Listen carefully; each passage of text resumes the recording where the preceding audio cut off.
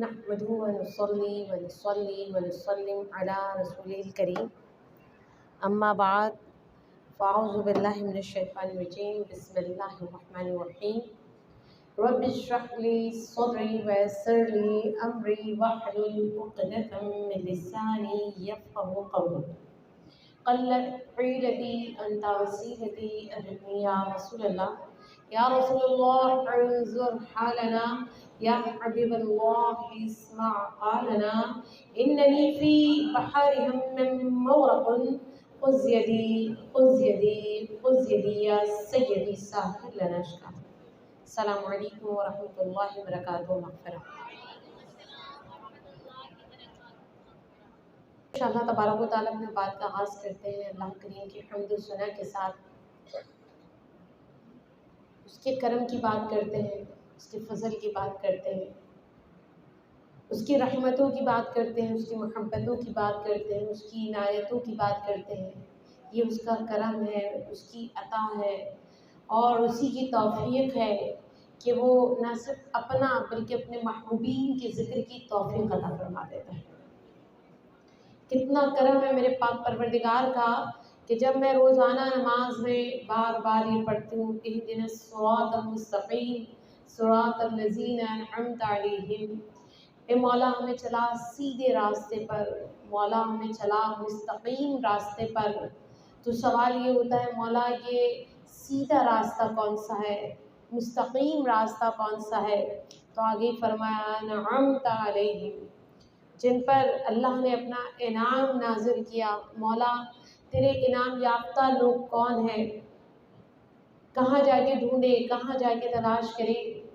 تو اللہ کریم اگلی آیت میں فرماتا ہے کہ انعم اللہ من النبیین والصدیقین والشہداء والصالحین، اور اللہ انعام نازل کرتا ہے کس پر؟ انبیاء پر، صدیقین پر، شہداء پر، صالحین پر۔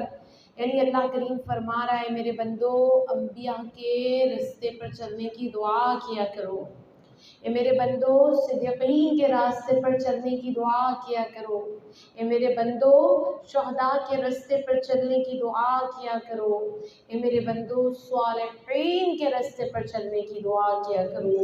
اہدنا الصراط المستقیم، چلا ہمیں سیدھے راستے پر، چلا ہمیں انبیاء کے راستے پر، چلا ہمیں صدیقین کے راستے پر، چلا ہمیں شہداء کے راستے پر، چلا ہمیں صالحین کے راستے پر۔ اگر میں اس کا مزید ترجمہ کروں تو ہم روزانہ 5 وقت کی نماز میں کہتے ہیں مولا ایاک نعبد و ایاک نستعین، عبادت تیری کریں گے، مدد تجھ سے مانگیں گے اور تیرے ہی حکم پر تیرے محبوب یعنی حضرت محمد مصطفیٰ صلی اللہ علیہ وسلم کے راستے پر چلنے کی دعا کریں گے کہ یہی صراط مستقیم ہے۔ تیری حکم پر ہم صدیقین کے راستے پر چلنے کی دعا کریں گے کہ یہ تیرا حکم ہے۔ مولا ہم شہداء کے راستے پر چلنے کی دعا کریں گے، یہ تیرا حکم ہے۔ ہم صالحین یعنی ہم غوث الاعظم کے راستے پر چلنے کی دعا کریں گے کہ تیرا حکم ہے۔ صالحین غوث الاعظم صالحین میں شامل ہیں، میرے خواجہ غریب نواز صالحین میں شامل ہیں۔ اللہ کریم کے جتنے بھی اولیاء کرام ہیں صالحین میں شامل ہیں۔ تو صالحین کا راستہ صراط مستقیم ہے، صالحین کا راستہ صراط مستقیم ہے۔ گویا جب شعور کی منازل طے کی اور مجھے اور آپ کو جب دامن غوث اعظم ملا تو گویا صراط مستقیم مل گئی۔ اور یہی وجہ ہے کہ جب میں اور آپ غوث الاعظم کا یوم منانے بیٹھتے ہیں، ان کا ذکر کرنے بیٹھتے ہیں تو گویا ہم صراط مستقیم کا تعین کرنے بیٹھتے ہیں، ہم جشن صراط مستقیم منانے کے لیے بیٹھتے ہیں۔ ہم صراط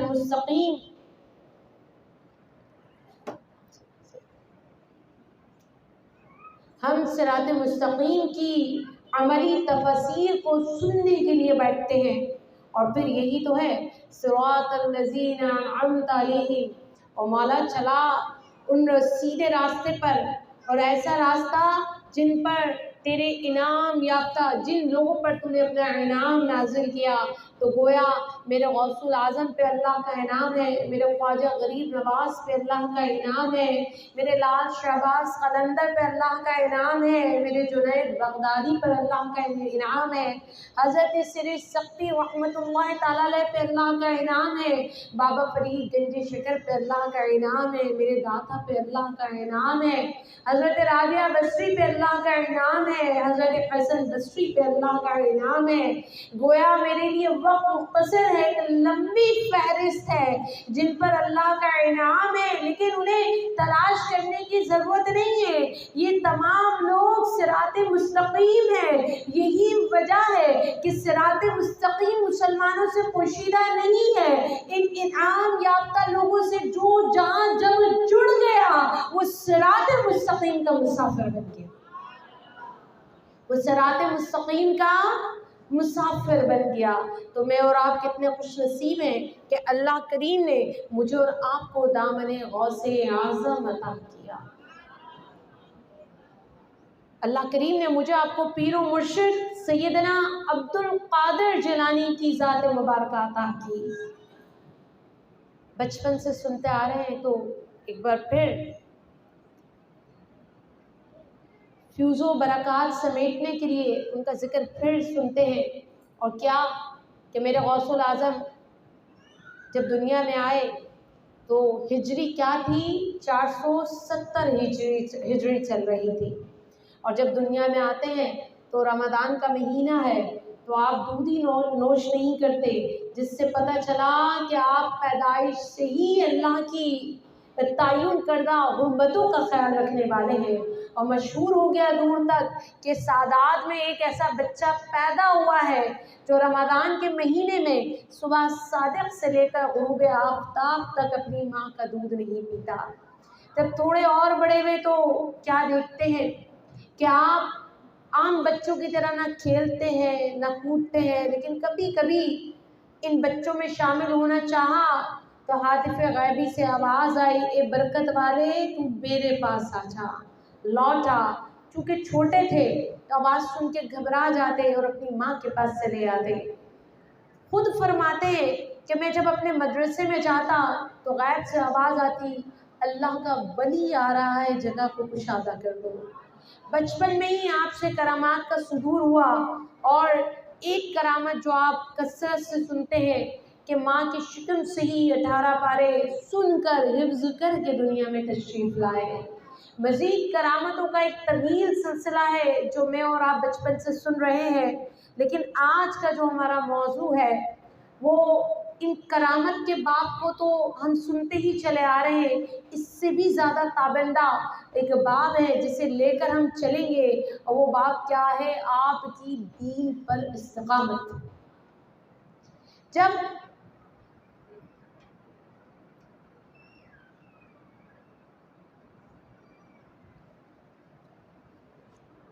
اللہ کریم نے آپ کو 5ویں صدی ہجری کے لیے منتخب فرمایا، 5ویں صدی ہجری عباسی دور چل رہا ہے، بڑا ہی خطرناک دور ہے، علماء حق کو چن چن کر شہید کیا جا رہا ہے، دین کا جو اصل چہرہ ہے مسخ کیا جا رہا ہے۔ ہمارے ہاں ہمارے مسلمان آپس میں افتراق کا شکار تھے، انتشار کا شکار تھے، کسی کو کان پڑی آواز سنائی نہیں دے رہی تھی، دوسری قوتیں، طاقتیں اور کفار کی یلغار مسلمانوں پہ تھی۔ ایسی صدی ہجری میں اللہ کریم نے غوث العظم کو دین اسلام کے لیے منتخب فرمایا، دین اسلام کے لیے۔ ایسی آپ کا لقب محی الدین، دین کو زندہ کرنے والا نہیں پڑا، آپ کو ایسے ہی اللہ کریم نے منتخب نہیں کیا، بلکہ آپ نے دین حق کی طرف دوبارہ سے لوگوں کو متوجہ کیا، گرتی ہوئی اسلام کی دیوار کو دوبارہ سے مضبوط کیا، اسلام کی بنیادوں کو اسٹرانگ کیا، جو مخلوق کا تعلق خالق سے ٹوٹ رہا تھا دوبارہ خالق خالق اور مخلوق کے اس تعلق کو مضبوط کیا، تو گمراہوں کو ہدایت کی طرف بلایا، جو بھول بیٹھے تھے انہیں یاد دلایا، جو بالکل ہی غافل تھے انہیں بیدار کرایا، جو دنیا میں مگن تھے انہیں آخرت کی طرف لے کر آئے، جو چور آپ کے گھر میں آیا وہ قطب بن کے ہی نکلا ہے، جو آپ کی بارگاہ میں قتل کے ارادے سے آیا وہ خود آپ کی محبت کی تلوار سے قتل ہو گیا، جو کسی بھی حوالے سے آپ کی آزمائش کے لیے آیا یا تو اسے ہدایت مل گئی یا پھر وہ خود آزمائش میں پڑ گیا۔ بڑے بڑے علماء، بڑے بڑے فقہاء، بڑے بڑے اکابرین آپ کی بارگاہ میں بیٹھ کر علم حاصل کیا کرتے تھے۔ سنتے چلے آ رہے ہیں کہ جب آپ علم دیا کرتے تھے تو لینے والوں کا مجمع 70,000 کے قریب ہوا کرتا تھا۔ 70,000، نہ 1000 نہ 2000، 70,000 کے قریب جو ہے سننے والوں کا مجمع ہوا کرتا تھا۔ قلم و دوات لے کر بیٹھنے والوں کی تعداد کم و بیش کہا جاتا ہے 4000 علماء قلم و دوات لے کر بیٹھا کرتے تھے کہ آپ کے لب ہائے مبارکہ سے نکلنے والی باتوں کو لکھ لیا جائے۔ آپ کی بارگاہ میں جو آتا تھا حسب مراتب، حسب توفیق میرے غوث الاعظم اسے منزل تک پہنچا دیا کرتے تھے۔ اور پھر ہم نے دیکھا کہ جب آپ وش کے عالم میں کہتے ہیں کہ میرا جو قدم ہے وہ اولیاء کی گردنوں پہ ہے، یعنی قدمی حالا رقبت، تو دیکھنے والوں نے دیکھا، سننے والوں نے سنا کہ سب سے پہلے تو خواجہ غریب نواز نے خراسان کی پہاڑیوں پر یہ قول سنتے ہی اپنی گردن کو جھکا دیا، اور میرے غوث الاعظم نے بغداد میں یہ فرما کر آپ کو خواجہ غریب نواز بنا دیا کہ فرمایا کہ سر جھکانے میں سب سے پہلے بازی لے گیا، ہم نے اسے ہندوستان کی بادشاہت عطا کی۔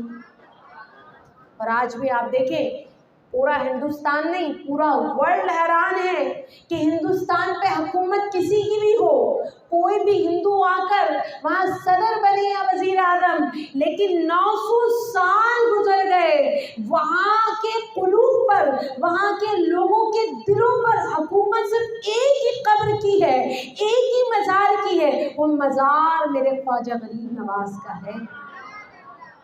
میرے غوث الاعظم نے انہیں ایسا نوازا، اور یہ کوئی ایک دو کی بات نہیں ہے، ہزاروں لوگوں کو میرے غوث الاعظم نوازتے چلے گئے۔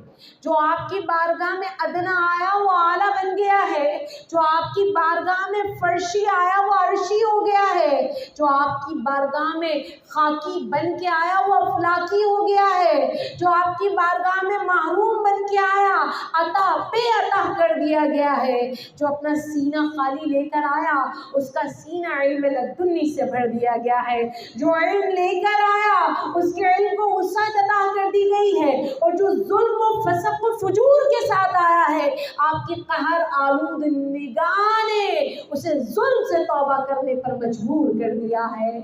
آپ عمرہ کے لیے بڑے سے بڑے ہی سخت تھے، کسی امیر کی کوئی دعوت قبول نہ کرتے تھے، لیکن آپ غریبوں کے لیے بڑے ہی غریب پرور تھے، آپ محتاجوں کی دستگیری کرنے والے تھے، تبھی تو پیرانے پیر دستگیر کہلائے ہیں۔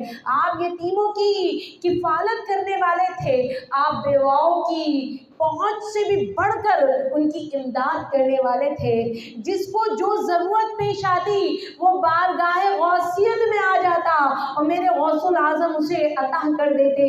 لوگ آج تک اسی پہ جھگڑا کر رہے ہیں کہ عبد القادر کو غوث الاعظم سب سے بڑا مدد کرنے والا نہ کہو، لیکن ان کی سیرت کو اٹھا کر دیکھیے، سیرت مبارکہ بتائے گی کہ اعظم بھی وہاں اعظم نہ رہا، آپ کی مدد اس قدر اللہ کی مخلوق کے لیے تھی کہ اعظم بھی اپنے معنی دینے میں محتاج ہے میرے غوث الاعظم کا۔ ایسی مدد کرنے والے تھے، ایسی دستگیری کرنے والے تھے، اور اللہ کریم نے آپ کو مخلوق کے لیے ہی چنا تھا، مخلوق کے لیے آپ کو چنا تھا۔ نہ جانے کتنے قاتل، کتنے زانی، کتنے گناہگار، کتنے فاجر، کتنے سود کا لین دین کرنے والے آپ کے ہاتھ پہ توبہ کر کے ایک نئی زندگی کی طرف سفر کرنا شروع کر دیتے تھے۔ حضرت علامہ ابن جوزی رحمۃ اللہ تعالی علیہ ایک بار آپ انہی کے دور میں ہیں، اور جو لوگ اہل علم بیٹھے ہیں وہ جانتے ہوں گے کہ عبد الرحمن ابن جوزی رحمۃ اللہ تعالی علیہ اصول حدیث کے امام ہیں، یعنی اسماء الرجال اور فن اسانید کے امام ہیں۔ ان تک بھی شہرت پہنچی، انہوں نے سوچا کیوں نہ ان کی بارگاہ میں جا کر ہم بھی دیکھتے ہیں، آخر اس قدر شہرت ہے آپ کے علم کی، آپ کے عمل کی، آپ کی داد رسی کی، آپ کی دستگیری کی، تو لہٰذا آپ اپنے ساتھ ابو العباس احمد بن احمد بغدادی رحمہ اللہ کا ساتھ لے کر آپ کی بارگاہ میں پہنچ گئے۔ اچھا پہنچے کیوں تھے؟ بغرض امتحان لے لے کہ دیکھے تو صحیح کہ سیدنا عبد القادر جیلانی رحمہ اللہ یہ کیا ہے، ان کی اس قدر تعریف۔ وہاں جا کر بیٹھ گئے تو اس وقت اس مجلس میں میرے غوث الاعظم ایک قرآن آیت کی تفسیر کا آغاز کر رہے تھے۔ جب آپ نے اس قرآن آیت کی تفسیر کا آغاز کیا میرے غوث الاعظم نے، تو دونوں نے یعنی علامہ ابن جوزی اور احمد بغدادی نے ایک دوسرے کی طرف دیکھا، کیونکہ وہ پہلی آیت کی پہلی تفسیر انہیں آتی تھی۔ پھر آپ نے اسی آیت کی دوسری تفسیر بیان کی، تو پھر دونوں نے ایک دوسرے کو دیکھا اور دونوں کو وہ تفسیر بھی آتی تھی، اسبات میں سر ہلایا، یہاں تک کہ تیسری، چوتھی، پانچویں آپ نے ایک آیت کی 11 مختلف تفسیر کر دی، اور دونوں ایک دوسرے کو دیکھ کر اسبات میں سر ہلا رہے ہیں کہ 11 تک دونوں کو تفسیر آتی تھی جو میرے غوث الاعظم بیان کر رہے تھے۔ لیکن سلسلہ تکلم یہاں رکا نہیں، ٹھہرا نہیں، میرے غوث الاعظم یہاں سے بھی آگے چلے گئے، یہاں تک کہ 15ویں، 20ویں، 25ویں، 30ویں، 35ویں 40 مختلف تفسیر ایک ہی قرآن آیت کی آپ نے بیان کر دی کہ محدث اعظم یعنی علامہ ابن جوزی اور علامہ بغدادی ایک دوسرے کا چہرہ تکتے رہ گئے، اور آپ ایک قرآن آیت کی 40 تفسیر بیان کر چکے تھے۔ ابھی آپ عالم استجاب میں ہی ایک دوسرے کو دیکھ رہے ہیں، ایک دوسرے کے چہرے کو تک رہے ہیں، تو میرے غوث الاعظم نے فرمایا الان نرجع عن القال الى الحال، اب اس آیت کی تفسیر جتنی کرنی تھی قال بات سے کر لی، اب اس آیت کی تفسیر کے لیے ہم حال کی طرف جاتے ہیں۔ اس کے بعد محفل کا رنگ ہی بدل گیا، آہو بکا کی آواز دور تک سنائی دینے لگی، لوگ رونے لگے، چیخیں مارنے لگے، کوئی اپنا گریبان چاک کرنے لگا۔ آپ نے حال کی وہ تفسیر بیان کی کہ خود علامہ ابن جوزی رحمۃ اللہ تعالی علیہ اللہ کی قربت، اللہ کی فراق اور محبت میں حال سے بےحال ہو گئے، اپنا گریبان چاک کیا اور بے ہوش ہو گئے۔ علامہ ابن جوزی رحمۃ اللہ تعالی علیہ، اگر آپ ان کے علمیت سے واقف ہیں تو آپ رشک کریں گے اپنے پیر و مرشد کی علمیت پر، رشک کریں گے کہ غوث الاعظم کی علمیت کا یہ عالم تھا کہ ایک قرآنی آیت کی 40 مختلف تفسیر بیان کی، اور پھر فرمایا یہ تو قال کی تفسیر تھی نا، اب حال کی طرف سفر طے کرتے ہیں۔ یہ میرے غوث الاعظم کا عالم تھا۔ میرے غوث الاعظم کی ذات بالا منوانے کے لیے ہمیں ضرورت نہیں ہے، ہم جس سے محبت کرتے ہیں نا، جس سے ہمیں چاہیے بس ہم اس کا عکس بن جائیں، انہیں منوانے کے لیے ہم ان کے قالب میں ڈھل جائیں، ورنہ اگر آپ کتب کو اٹھا کے پڑھیں گے، آپ اگر ائمہ کرام کو اٹھا کے پڑھیں گے تو بڑے بڑے ائمہ کرام میرے غوث الاعظم کی خدمات، ان کی علمیت، ان کے تقوی، ان کی پرہیزگاری کا، ان کے دین کی خدمات کا اعتراف کرتے ہوئے نظر آئیں گے۔ یہ تو میں نے خالی علامہ ابن جوزی رحمۃ اللہ تعالی علیہ کو بیان کیا، اگر آپ ابن تیمیہ کو پڑھیں گے نا، ابن تیمیہ وہ بھی آپ کو شیخ کے نام سے پکارتے ہیں، وہ بھی آپ کو شیخ کے نام سے پکارتے ہیں۔ اگر آپ ان کی کتاب کا مطالعہ کریں ابن تیمیہ کی، جو مجموع الفتاوی کے نام سے ہے، تو وہاں پر ابن تیمیہ سیدنا شیخ عبد القادر جیلانی کو جن لقب سے پکارتے ہیں ان میں سب سے اہم لقب جو ہے وہ آپ نے فرمایا قطب العارفین، قطب العارفین۔ کہیں لکھا الشیخ الامام، کہیں لکھا الشیوخ، بہت بڑی بات ہے۔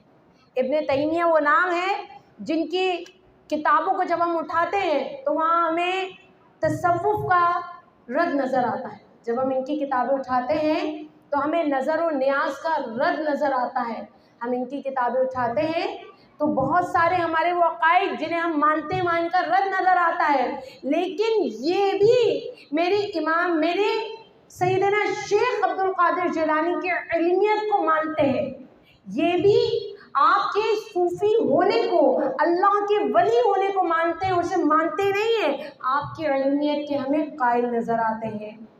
یہاں ایک بات اور بتا دی چلوں، آپ کے لیے بہت اچھا ہوگا، اور وہ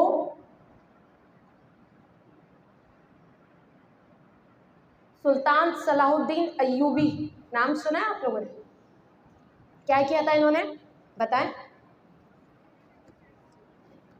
انہوں نے بیت المقدس آزاد کیا تھا، جانتے ہیں نا؟ یہ تو جانتے کیا ہوا بتاتے رہے ساتھ ساتھ۔ آج غوث العظم کا جو تعارف ہے تھوڑا سا وہ جو آپ سالوں سے سن رہے ہیں اس سے ہٹ کر ہے، اس لیے ٹھہر کر بھی بتا رہے ہیں۔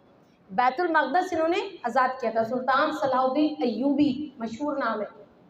آپ کو معلوم ہے جب انہوں نے بیت المقدس آزاد کیا تھا نا جس وقت، تو ان کی جو فوج تھی نصف فوج، نصف ایک دو کی بات نہیں کرے، نصف فوج وہ تمام کے تمام سیدنا شیخ عبد القادر جیلانی رحمۃ اللہ علیہ کے شاگرد تھے، آپ کے مریدین تھے، آپ کے چاہنے والے تھے، جو سلطان صلاح الدین ایوبی کی فوج میں شامل تھے، اور جو اپنے سلطان صلاح الدین ایوبی کے ساتھ مل کر جنہوں نے بیت المقدس کو آزاد کرایا تھا۔ اگر میں کہوں بیت المقدس کے آزاد کرانے میں بھی فیض غوث العظم شامل تھا تو بے جانا ہوگا۔ مزید ایک اور بات، امام النحو والادب ہے، یعنی جو نحو اور ادب ہے یعنی گرامر اور عربک ادب کے جنہیں امام مانا جاتا ہے، یحییٰ بن نجاح الادیب، انہیں بھی جب پتہ چلا کہ غوث العظم علم کا مینارہ ہے تو فرماتے ہیں میں نے بھی سوچا کیوں نہ جا کے دیکھوں تو صحیح کہ غوث العظم ہے کیا۔ لہٰذا وہ فرماتے ہیں کہ میں چلا گیا تو میں نے دیکھا کہ جب وہ بیان دیتے ہیں، لوگوں سے ہم کلام ہوتے ہیں تو اپنے قول کے مطابق بڑا برجستہ شعر لے کر آتے ہیں، اور بہترین شاعری ان کے بیانات میں شامل ہوتی ہے۔ انہوں نے اگلی بار کیا سوچا کہ شاعری کی تو کثرت ہے، تو اگلی بار ان کے درس میں اس نیت سے گئے کہ آپ جتنی اشعار سنائیں گے اتنی میں گرہ لگاتا رہوں گا دھاگے پر، تاکہ مجھے بیان کے آخر میں پتہ چلے آپ نے اشعار کتنے بیان کیے ہیں۔ اور یہ امام کس کے ہیں؟ نحو کے، یعنی ان کی عربک گرامر پر دسترس کتنی ہوگی۔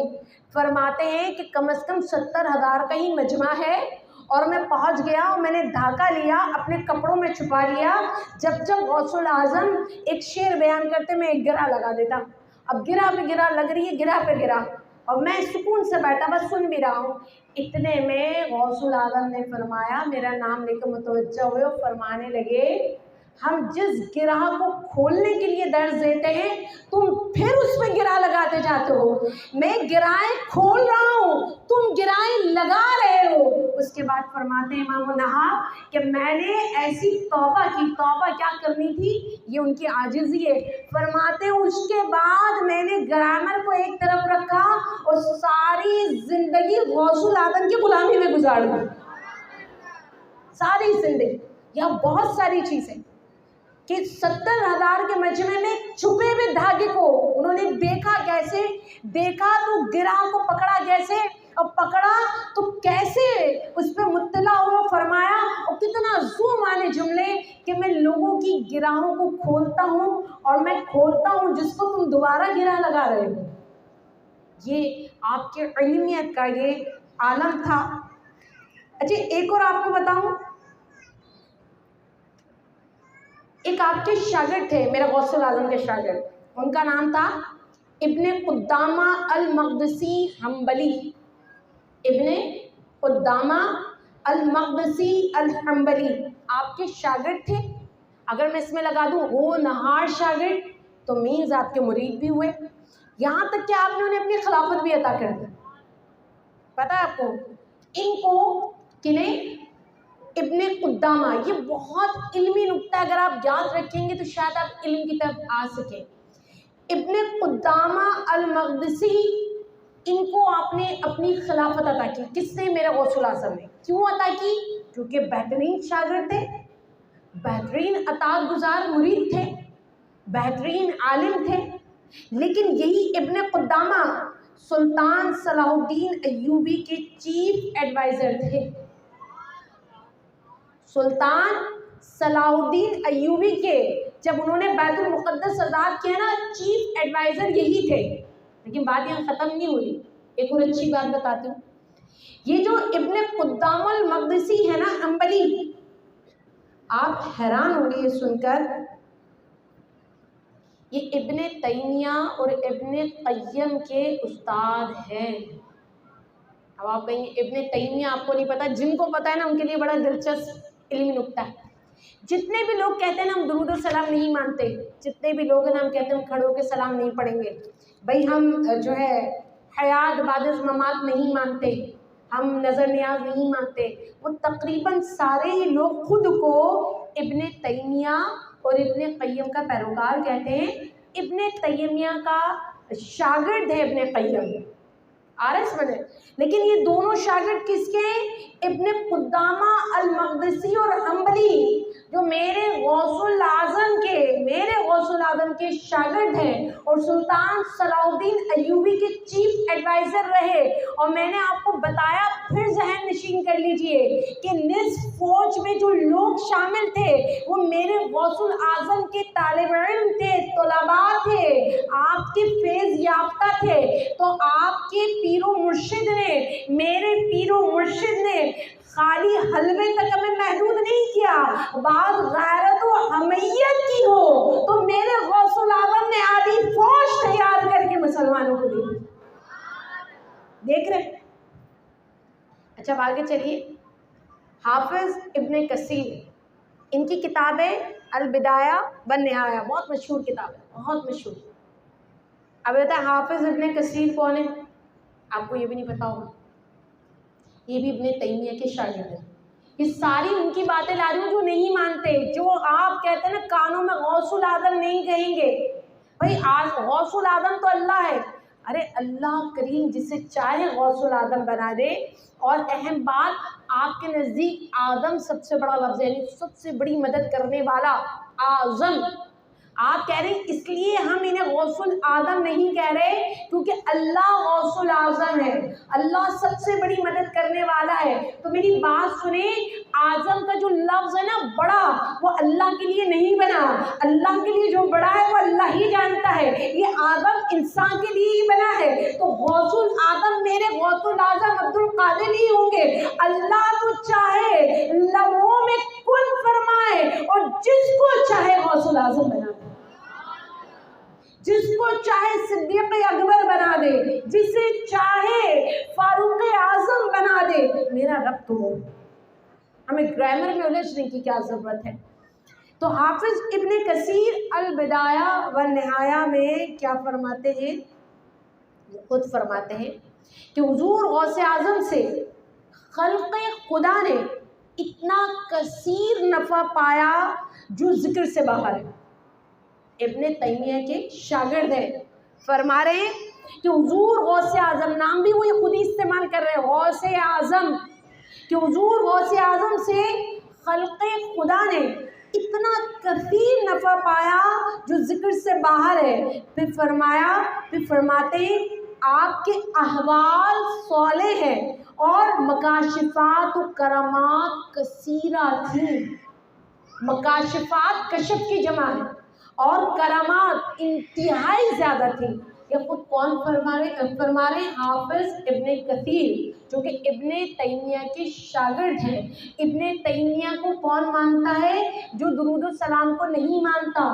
تو ہم ان سے عرض کریں گے کہ اس بات پر اپنی کتابیں کھول کر بیٹھیں اور اللہ توفیق دے ہم ذات غوث العظم پہ متفق ہو جائیں، کیونکہ اللہ ہمیں جڑنے کا حکم دیتا ہے.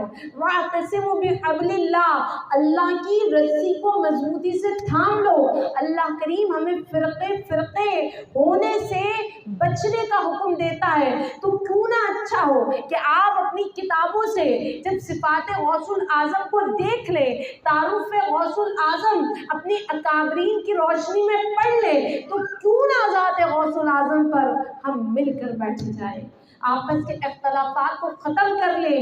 میرے غوث العظم نے ساری زندگی دین کو قوی بنانے کے لیے، گمراہوں کو ہدایت دینے کے لیے، مسلمانوں کو عرشی بنانے کے لیے ساری زندگی گزار دی.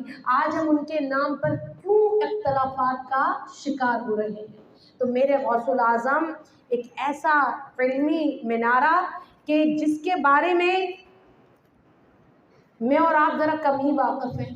آپ نے کتابیں بھی لکھی بہت ساری، جس میں آپ کی بہجت الاسرار، فتوح الغیب، الحدیقۃ المصطفیہ، ملفوظات، الرسالۃ الغوثیہ، الفتح الربانی والفیض الرحمانی، بہت ساری اور ہیں.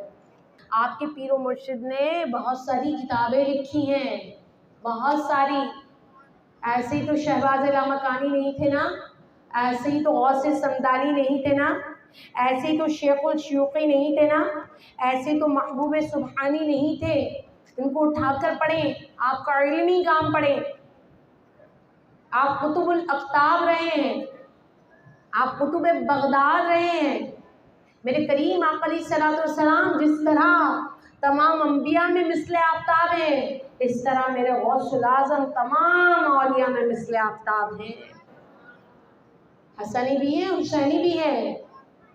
خالی ایک حسین ہو تو کربلا کے میدان میں فاتح ٹھہرتا ہے.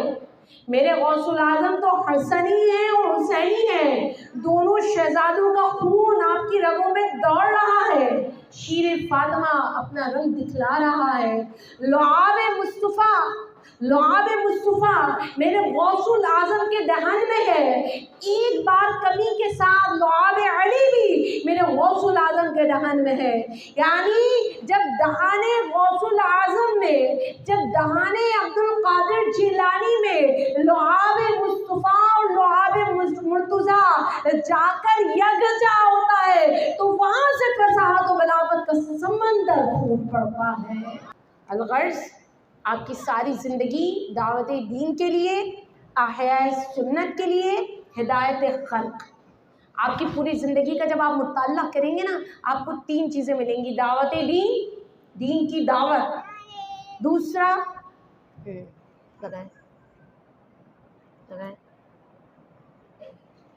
دعوت دین، احیاء سنت اور ہدایت خلق. اگر آپ دیکھیں 3 چیزیں نظر آ رہی ہیں.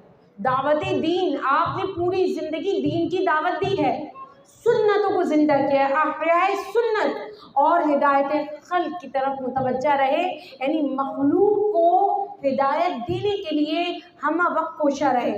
اور یہی وجہ ہے کہ اگر آپ کو نسبی شرافت دیکھنی ہو، خاندانی وجاہت دیکھنی ہو، علمی جلالت دیکھنی ہو، کمال ولایت دیکھنی ہو، کثرت کرامت دیکھنی ہو، تو آپ حسن اور حسین کی اولاد عبد القادر کو دیکھیے، سب کچھ آپ کو مل جائے گا.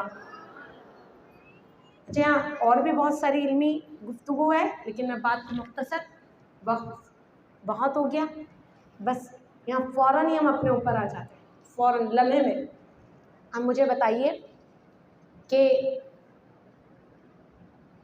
میرا غوث العظم علم و عمل کا مینارہ ہے. آج ان کے چاہنے والوں نے کیا کیا؟ سب سے بڑا کام، مختلف ہمارے اکابرین بتاتے ہیں، میں اگر نام لوں تو میں نے کہا نا پھر آپ لوگ کے لیے سب کچھ نیا ہوگا. شیخ شہاب الدین سہروردی، امام عبداللہ یافعی، شیخ احمد بن ابو بکر خزیمی، شیخ علی بن حیدی، بڑے بڑے لوگ ہیں. یہ فرماتے ہیں آپ کی کرامتیں اتنی ہیں، مفہوم بتا دوں کہ شمار ہی نہیں ہے. لیکن فرماتے ہیں سب سے بڑی کرامت کیا تھی؟ آپ کی کرامتیں بہت ہیں، لیکن فرماتے ہیں سب سے بڑی کرامت کیا ہے بتائیں؟ فرماتے ہیں سب سے بڑی کرامت یہ ہے کہ آپ مردہ دلوں کو بیدار کر دیتے تھے. آپ ابھی تک ڈوبی ہوئی کشتی پر ہی رکے ہوئے ہیں، انکار نہیں کر رہے. آپ ابھی تک رکے ہوئے ہیں کہ آپ نے ڈوبی ہوئی کشتی سمندر سے نکال دی تھی، اور یہ امت آج بھی اس پر لڑ رہی ہے کہ ایک کہہ رہا ہے کہ نہیں 12 سالہ پرانی کشتی ڈوبی ہوئی برات آپ نے نکال دی، دوسرا کہہ رہا ہے بھائی نہیں میں اس کرامت کو نہیں مانتا. آپ کہہ رہے ہیں کہ وہ جو مردہ تھا نا اس کو میرے غوث العظم نے زندہ کر دیا، لیکن ہمارے اکابرین فرماتے ہیں کہ ان کرامتوں سے جو سب سے بڑی کرامت تھی وہ یہ تھی کہ مردہ دلوں کو جلا دیتے تھے، مردہ دلوں کو جلا دیتے تھے، غافلوں کو بیدار کرتے تھے، مخلوق کو خالق سے ملاتے تھے، چور کو قطب بناتے تھے، چور کو قطب بناتے تھے. یہ کمال تھا آپ کا. آپ نے اسلام کی گرتی ہوئی دیوار کو سہارا دیا ہے. آج ہم کیا کر رہے ہیں؟ اسی لیے آپ کو لقب ملا محی الدین، دین کو زندہ کرنے والا، دین کو طاقت دینے والا، دین کو قوی کرنے والا. اور آج ہم ان کے نام پر کیا کر رہے ہیں؟ کچھ بھی نہیں. تو ہمیں کیا کرنا ہوگا؟ فوراً آ جاتے ہیں، ٹائم بہت مختصر ہے. اچھا میں آپ کو اپنی زبان میں میسیج دینے کے بجائے سیرت غوث العظم کی ایک بات بیان کر دیتی ہوں. چھوڑیں آپ لمبی بات، یہ تو آپ نے بہت سنی ہے نا، بات بہت سنی ہے کہ آپ 18 برس کے تھے، آپ علم کے حصول کے لیے بغداد گئے، ماں سے اجازت چاہی، ماں نے نہ چاہتے ہوئے بھی اجازت دی، 40 دینار تھے آپ کے کپڑوں میں سی دیے، اور کہاں نکلتے وقت بیٹا قادر جھوٹ مت بولنا، سمجھیے گا جھوٹ مت بولنا. اب غوث العظم کی شان بیان کروں تو میں نے کہا نا وقت بہت مختصر ہے، جلدی سے واقعے پہ آ جاتے ہوں. راستے میں ڈکیت آ گئے، چور آ گئے، سب کو لوٹ رہے ہیں. میرے غوث العظم کو کم عمر دیکھا، چھوڑ دیا ہے نا، چھوڑ دیا. لیکن چلتے چلتے ایک چور نے کہا تمہارے پاس کچھ ہے؟ فرمانے لگے ہاں میرے پاس دینار ہے، 40 دینار. اس نے دیکھا، ایک نظر ڈالی، سوچا چوروں سے تو لوگ چھپاتے ہیں، بتا رہا ہے. وہ اپنے کیا اپنے سردار کے پاس لے گیا، کہنے لگا یہ بچہ کہتا ہے کہ میرے پاس 40 دینار ہے. پھر یہاں تک کہ اس کی تلاشی لی گئی، ان کی تلاشی لی گئی، 40 دینار بھی نکل گئے. 40 دینار جب نکل گئے تو پھر ان کا جو سرغنہ تھا اس نے کہا کہ بھائی ایک بات بتاؤ، لوگ تو اپنا مال چھپاتے ہیں، تم نے بتا دیا. تو فرمانے لگے کہ جب میں اپنی ماں سے جدا ہوا تو ماں نے صرف ایک ہی وعدہ لیا تھا، وہ وعدہ یہ تھا کہ جھوٹ مت بولنا. میں اپنی ماں کے وعدے کو کیسے توڑ سکتا تھا، اس لیے میں نے اپنی ماں کا وعدہ نبھایا. یہ سننے کے بعد اس چوروں کے سردار کے دل کی حالت بدل گئی، اور اس کی زبان سے بھی جملہ یہ نکلا کہ بچہ اپنی ماں کا ایک وعدہ نہیں توڑ رہا، اور ہم صبح شام اپنے اللہ کے احکامات کو توڑتے رہتے ہیں. اور اس کے بعد وہ رونے لگا. وہ نہ صرف رویا بلکہ تائب ہوا، اور تائب ہو کر آپ کی ہاتھ پر سے توبہ کی. یہ آپ نے کئی بار سنا. اب آگے چلتے ہیں نا، یہ تو کئی بار سنا. دو باتیں، ایک تو میرے غوث العظم کی بچپن میں کیا شان ہے، پھر ذرا ماں کا کردار دیکھیے. میرے عبد القادر کو غوث العظم اس کے مرتبے تک پہنچانے والی کون ہے؟ ان کی ماں ام الخیر، خود بھی ولیہ ہے. بیٹا جھوٹ مت بولنا، حصول علم میں مشغول رہنا، تمہیں اللہ کی راہ میں دیا. یہ 3 باتیں ہمیں اپنے پلے سے باندھ دینی چاہیے. جھوٹ مت بولنا، ماں کی تربیت کس قدر اثر انداز ہوتی ہے، ماں کا دودھ کردار میں کیسے جلتا ہے، ماں کی پاکیزگی بچے کی کردار میں کیسے نکھرتی ہے، ماں کی سیرت بچے کی سیرت میں کیسے نظر آتی ہے، ہمیں کیا ملا یہاں سے سبق؟ تو غوث الاعظم کی چاہنے والی ماؤں کو ایسا ہونا چاہیے۔ پھر آپ ایک اور بات بہت سنتے ہو، کیا ہر مقرر یہ بیان کر رہا ہوتا ہے کہ 40 سال آپ نے عشاء کے وضو سے فجر کی نماز ادا کی۔ اچھا، اس پہ بھی ہم الجھ پڑے، چاہنے والے کہہ رہے ہیں آپ نے 40 سال جب عشاء کے لیے وضو کرتے تھے تو اس سے فجر پڑھ لیتے تھے۔ نہ ماننے والوں نے کہا ایسا ہو نہیں سکتا۔ بات یہ نہیں کہ ہو سکتا ہے یا نہیں ہو سکتا، چلے آپ 40 سال نہ مانیں، لیکن آپ ان کی مانیں یا نہ مانیں، گریبان میں تو جا کے ہم سے 5 وقت کی فرض نماز ادا کی جاتی ہے۔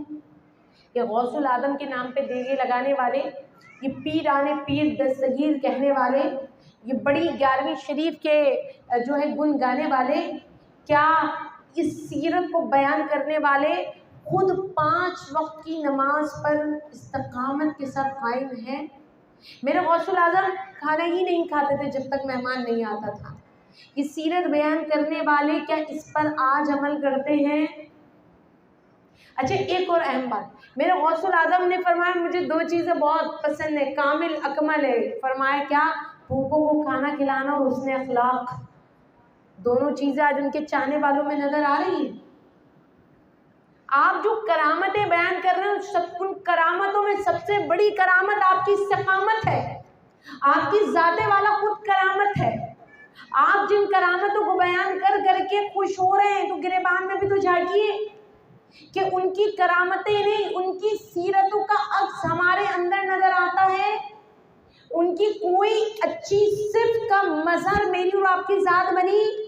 غوث الاعظم کے علم کی پرچھائی کیا ہم پہ نظر آئی؟ غوث الاعظم نے کبھی زندگی میں جھوٹ نہیں بولا، میرے غوث الاعظم نے کبھی سود کا لین دین نہیں کیا، میرے غوث الاعظم نے کبھی کسی پہ لعن طعن نہیں کیا، کبھی کسی کی دل آزاری نہیں کی، کبھی کسی کو سرعام رسوا نہیں کیا۔ آج غوث الاعظم کے نام لیوا کیا اپنا دامن ان برائیوں سے بچا رہے ہیں؟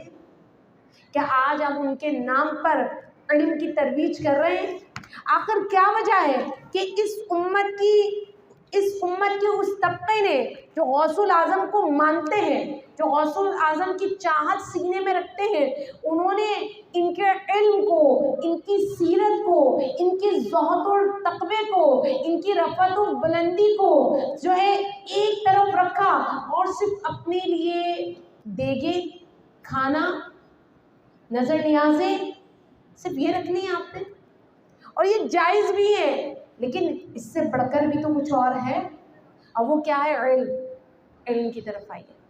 میرے غوث الاعظم نے قرآن پاک کے لیے بہت کام کیا، یہ آپ امام المفسرین ہیں، میرے غوث الاعظم نے حدیث مبارکہ کے لیے بہت کام کیا، آپ امام الحدیث ہیں، میرے غوث الاعظم نے فقہ کے لیے بہت کام کیا، میرے غوث الاعظم نے تصوف کے لیے بہت کام کیا، میرے غوث الاعظم نے علم الکلام کے لیے کام کیا، میرے غوث الاعظم ہفتے میں 3 بار درس دیا کرتے تھے، 3 بار درس دیا کرتے تھے، میرے غوث الاعظم کے مدرسے میں روزانہ 13 علوم پڑھائے جاتے تھے، 13 علوم ریگولر پڑھائے جاتے تھے، میرے غوث الاعظم کی جامعہ سے ہر سال 3000 اہل علم فارغ ہوا کرتے تھے۔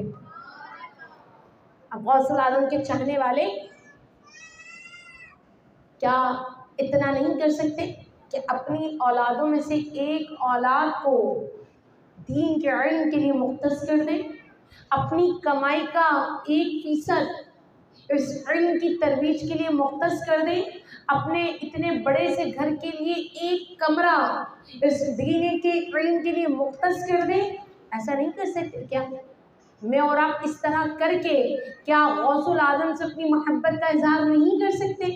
اس کے لیے میں تو گزشتہ کئی دنوں سے آپ سے کہہ رہی ہوں، دیکھیے رجوع الی القرآن، قرآن کی طرف رجوع کیجیے، قرآن کی طرف لوٹیے، قرآن کی طرف آئیے، قرآن سیکھیے، قرآن سکھائیے، قرآن سے محبت کیجیے، قرآن کی محبت کو عام کیجیے، قرآن کی روشنی سے اپنے سینوں کو منور کیجیے، قرآن کی روشنی سے گھر گھر کو منور کیجیے، قرآن کو طاق کی بجائے اپنے قلوب میں جگہ دیجیے، قرآن کو اپنے سینے میں جگہ دیجیے، قرآن کو خالی قسم کھانے کے لیے نہ رکھیے، قرآن کو علم کے لیے اپنے درمیان رکھیے، عمل کے لیے اپنے درمیان رکھیے، قرآن کو صرف اس وقت کے لیے سنبھال کے نہ رکھیے کہ جب ہماری سانسیں اٹکی ہوں تو کوئی سورہ یاسین پڑھ دے۔ اگر یہ اٹکتی سانسوں کو بحال کر سکتا ہے تو آتی جاتی سانسوں کو کس قدر معطر کر سکتا ہے۔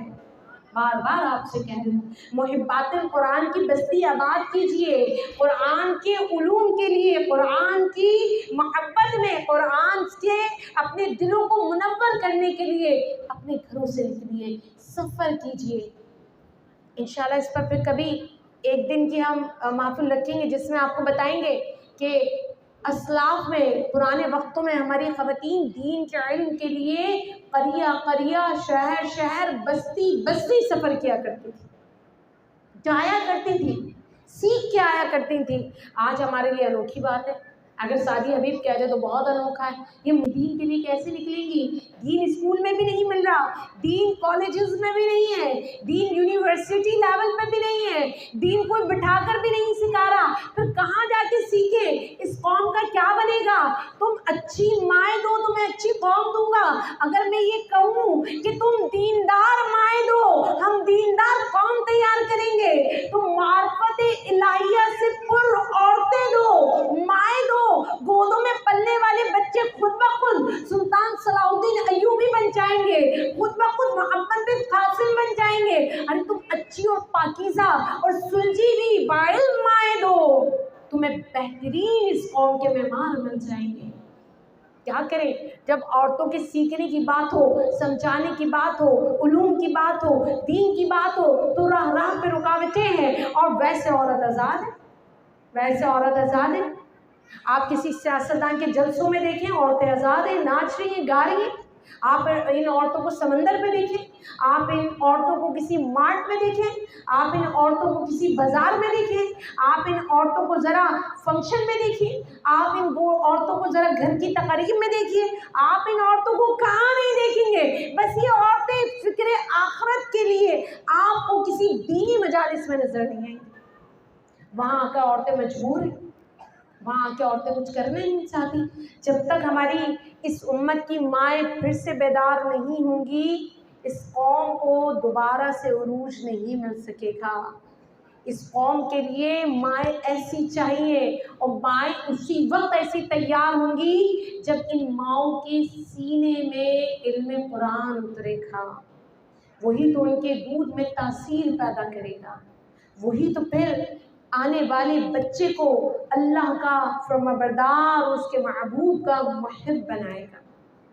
تو خدارا میری آپ سے ریکویسٹ ہے، سالوں سے، کہ صرف سنیے نہیں، غوث العظم کے نام پہ نیت کیجیے۔ نیت یہی کر لیں کہ آپ محبات قرآن کی بستی آباد کریں گے رمضان المبارک میں۔ رجوع الی القرآن فی رمضان الکریم، یعنی ہم قرآن سے رجوع کریں گے قرآن کے مہینے میں۔ ہم یہاں 30 دن کی بستی آباد کریں گے، 30 دن۔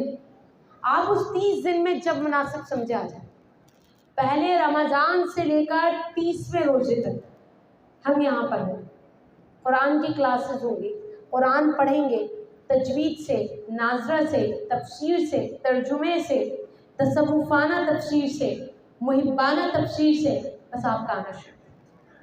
آپ کو کچھ بھی نہیں آتا، اچھوں کی سنگت اختیار کر لیں، اچھوں کی صحبت اختیار کر لیں۔ 30 دن میں 5 دن، 10 دن، 15 دن، 20 دن، 3 دن، جتنا مناسب ہو جائے اپنا حصہ تو ڈالیے۔ اس قرآن سے محبت کیجیے، اہل بیت سے محبت کیجیے، قرآن بھی سفارش کرے گا۔ اہل بیت تو ہے جنت کے مالک، جس جنت کے آپ طالب ہیں، اہل بیت اس جنت کے مالک ہیں۔ مالک کی شناسائی کے بغیر آپ کتنا ہی طالب رہ لیں جگہ نہیں ملے گی، دروازے پہ یہی کھڑے ہوں گے. لیکن مجھے اور آپ کو الحمدللہ کوئی فکر نہیں ہے. شہزادی کونین نے اپنے بابا جان سے پوچھ کر ہمیں خوشخبری دے دی تھی نا، جب بابا جان نے ان کے فرمایا تھا کہ تم فاطمہ جنت میں ہمارے ساتھ ہوں گی، تو فوراً ہی پوچھ لیا تھا بابا جان ہمارے چاہنے والے کون ہوں گے. گویا دوسرے لفظوں میں پوچھ لیا تھا کہ میں اور آپ کہاں ہوں گے. تو میرے کریم آقا، میرے رحیم آقا صلی اللہ علیہ وسلم نے اپنی شہزادی، اپنے گوشے جگر کو فرمایا فاطمہ تمہارے چاہنے والے، ہمارے چاہنے والے ہمارے پیچھے پیچھے ہوں گے. قرآن سے جڑیے، اہل بیت سے جڑیے، تمسک ان دونوں سے رکھیے. یہی دو چیزیں ہمارا معیار ہے، یہی دو چیزیں صراط مستقیم کا معیار ہے. ان کو تھامے رکھنا، تھامے رکھنا. جب تک تھامے رہو گے گمراہ نہیں ہوں گے، جب تک تھامے رہو گے گمراہ نہیں ہوں گے. اور دو ہی چیزیں تو چھوڑی ہیں میرے نبی نے، ایک قرآن اور دوسرا اہل بیت. ایک قرآن اور دوسرا اہل بیت، ایک قرآن اور دوسرا اہل بیت. قرآن اہل بیت سے جدا نہیں ہے، اہل بیت قرآن سے جدا نہیں ہے. اور دو ہی چیزیں تم میں معیار ٹھہرا ہے، اگر پکڑے رہو گے تو گمراہ نہیں ہوں گے. اور یہاں تک کہ قرآن اور علی تو ایسا جڑیں گے کہ کبھی جدا نہیں ہوں گے، یہاں تک کہ حوض کوثر پہ ہمیں لوٹا دیے جائیں گے. تو خدا را قرآن و اہل بیت سے جڑ جائیں. اس کے لیے ہم نے شیڈیول نکالا ہے، اگر آپ کو پسند آئے مہربانی ہو تو یہ کہ صبح میں بھی کلاسز کا آغاز کیا، پیر اور منگل، ایک نشست سے پیر اور منگل صبح میں 11 سے 12 فزیکلی، پھر دوسری نشست سے بدھ اور جمعرات صبح میں اگر آپ لوگ آنا چاہیں. شام میں تو ہماری تفسیر قرآن یا ترجمہ قرآن کی کلاسز چل ہی رہی، آن لائن بھی چل رہی ہے. لیکن میں آپ سے کہوں گا خدا را فزیکلی آپ وقت نکالیں. آپ چاہے ایک دن آئے لیکن قرآن کی تعلیم کے لیے گھروں سے نکلے، محبات القرآن کا اپنا ذہن بنائے. رجب المرجب میں ہم جب خواجہ غریب نواز کا دن منائیں گے تو پھر ہم کیا کریں گے؟ میں نے آپ کو بیان کیا تھا کیا کریں گے؟ رجوع الی القرآن کی مہم چلائیں گے. ہم گھر گھر درس قرآن کریں گے. آپ لوگ ہم سے رابطہ کر سکتے ہیں، 1 گھنٹہ، اس سے زیادہ نہیں. بس آپ کے بھی 2 سے 2.5 گھنٹے خرچ ہوں گے. 1 گھنٹے کی نشست، ہم نعت، درس قرآن، پھر دعا، پھر سلام. بس گھر گھر ہم رجوع الی القرآن کی مہم چلائیں گے. اپنی ماؤں بہنوں کو قرآن کی طرف متوجہ کریں گے، اس لیے تیار کریں گے کہ یہ رمضان قرآن سے جدا ہو کر نہ گزرے، یہ رمضان قرآن سے غافل ہو کے نہ گزرے، یہ رمضان قرآن سے بے پرواہ ہو کر نہ گزرے. رمضان اور قرآن ساتھ ساتھ ہو، قرآن اور رمضان ساتھ ساتھ ہو، اور ہم ان دونوں کے ساتھ ساتھ. اس کے لیے آپ بھی ہمارا ساتھ دیجیے. آپ خود، آپ کی بیٹی، آپ کی پوتی، آپ کی نواسی، آپ کی بہو، آپ کے انڈر میں جتنے رشتے ہیں خدا را انہیں دین کی راہ میں نکالیے، دین کی راہ میں نکالیے. یہ بات نہ کہیے کہ جانے کی کیا ضرورت ہے، گھر میں قرآن رکھا ہے پڑھ لیں. یہ میں کئی بار سمجھا چکی ہوں. آپ میڈیکل کی کتابیں رکھ لیں لیکن ڈاکٹر نہیں بن سکتے. آپ انجینئر کی کتابیں پڑھ لیں لیکن آپ اپنا گھر خود نہیں بنا سکتے. آپ خود وہ کچھ بھی نہیں کر سکتے جب تک کہ اسے کوئی سکھانے والا نہ ہو، سمجھانے والا نہ ہو. اگر آپ ایک کیمسٹری، فزکس اور میتھ کے لیے اپنے بچے کو ٹیوشن لازمی قرار دے رہے ہیں، کوچنگ سینٹر لازمی قرار دے رہے ہیں، قرآن تو پھر بڑی عظیم کتاب ہے. قرآن تو بڑی عظیم کتاب ہے. اسے سیکھیے، سکھائیے، قرآن کو پڑھیے، پڑھائیے، قرآن سے محبت کیجیے، دوسروں کو قرآن سے محبت کرنا سکھائیے، زبردستی پیار کیجیے، پیار کرنا سکھائیے. آپ کے لیے بڑی حیران کن بات ہوگی، زبردستی، ہاں زبردستی. جب معرفت ہوگی تو محبت بھی ہو جائے گی، جب معرفت ہوگی، شناسائی ہوگی تو عشق بھی ہو جائے گا. ابھی زبردستی قرآن پاک کی طرف آ جائیے. جب اس کا لفظ، قرآن کا لفظ آپ کے سینے میں اترے گا اور اپنی حلاوت و مٹھاس آپ کو دکھائے گا تو محبت کا سمندر خود ہی امڑ آئے گا. خدا ہماری وہ مائیں جو بزرگ ہیں وہ تجوید سیکھیں، جو پڑھی لکھی ہیں وہ ترجمہ سیکھیں، جنہیں ترجمہ آتا ہے وہ تفسیر کی طرف چلے. جنہیں تفسیر آتی ہے وہ لکھنے کی طرف آ جائے انشاءاللہ کہیے. تو اس طرح 11ویں شریف منائیں گے. بہت مشکل کام ہے جو میں کر رہی ہوں، اور میرے ساتھ میری پوری ٹیم. شاید مس میری میری بات پر مسکرا رہی نہیں، لیکن مجھے خود بھی لگتا ہے کہ جس مشکل کام کے لیے میں کوشاں ہوں نا، بہت مشکل، لیکن میں اللہ کا شکر ادا کرتی ہوں مولا ناممکن ہے، لیکن ہماری عورتوں کو جگانا بہت مشکل کام. اس کے لیے آپ ایک کام اور کر سکتے ہیں. آپ ہر جمعرات 11ویں سمجھ کے آ جائیں.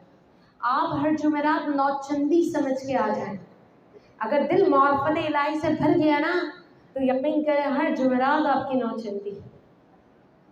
اگر دل کے آئینے میں اپنی صورت نظر آ گئی نا تو ہر جمعرات 11ویں، ہر جمعرات آپ کی جو ہے نا چھٹی ہے، ہر جمعرات آپ کے لیے اہم ہو جائے گی. اتنا کر لیں، ہر جمعرات آنے کا ذہن بنا لیں.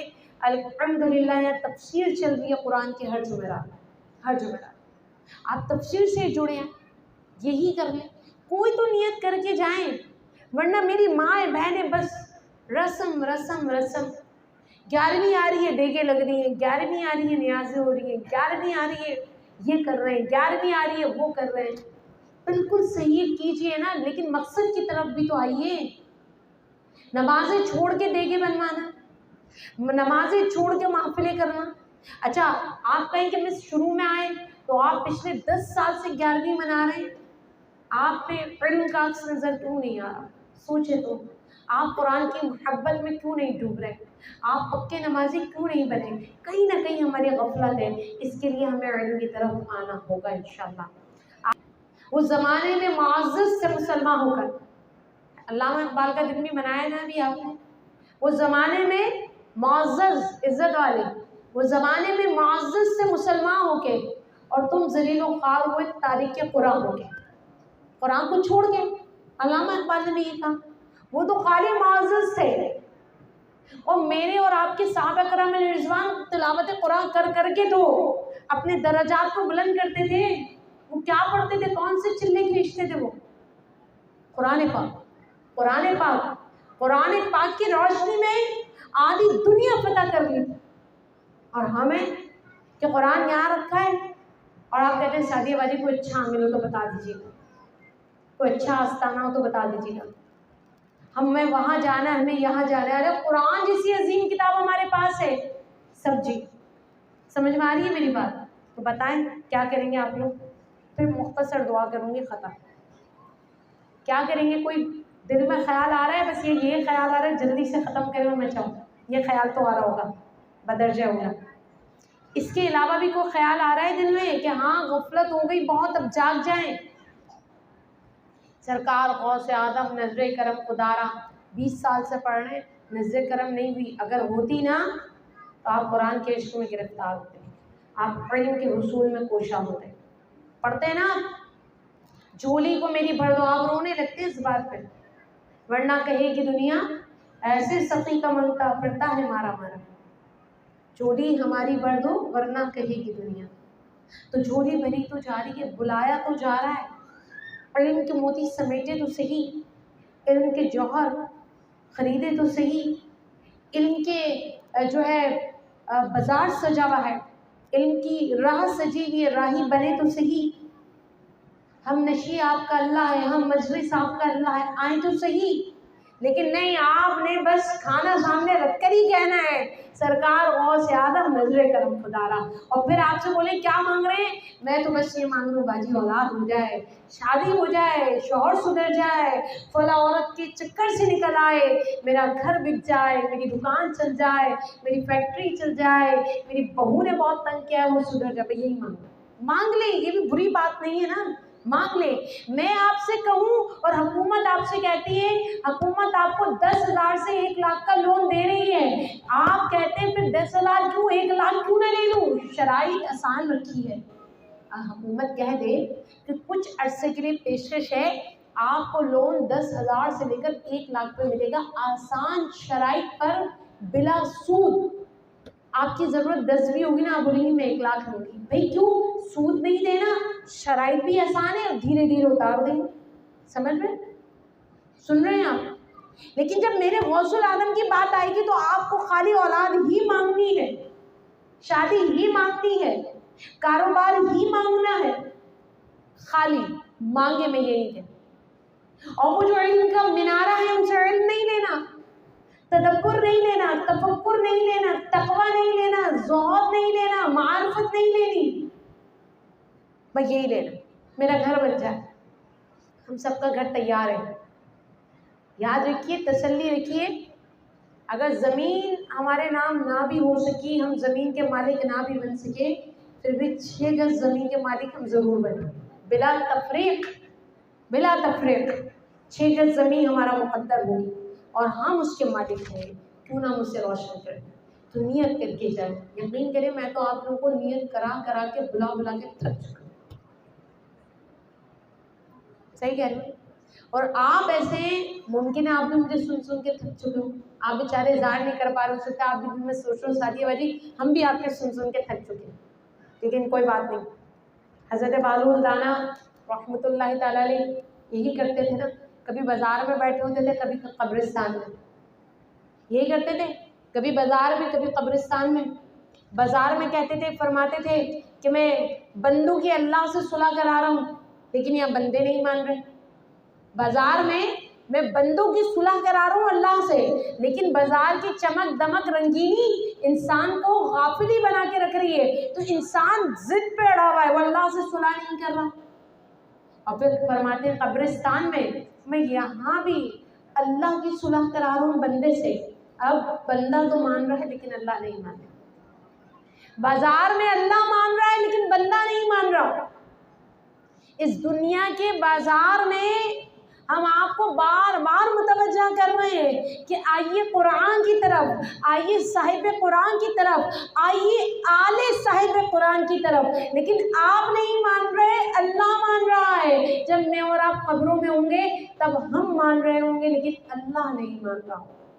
اچھی نیت کے ساتھ چلیں، آپ ہرگز نہیں کہیے گا آج کی محفل کیسے گئی، ایک بس اپنے دل میں نیت کر کے جائیں مجھے عملی کوئی کام کرنا ہے، میں کیا کام کروں ایسا عملی اس بیان کے بعد مجھے چاہے قرآن کی ایک سورت سیکھنی ہو میں سیکھوں، پورا قرآن نہ سیکھیں، میں ہفتے میں ایک دن ضرور جاؤں گی۔ چلیں آپ الگ سے نہ آپ جمعرات کے دن کے پابند کر لیں کہ جمعرات کو اگر انوار حبیب میں درس قرآن ہو رہا ہے تو میں جمعرات کو جاؤں، یہ نیت کر کے اٹھے، ورنہ عمریں بیت گئی ہیں اس سراب کے پیچھے بھاگتے بھاگتے۔ تو اللہ کریم ہمیں عمل کی توفیق عطا فرمائے۔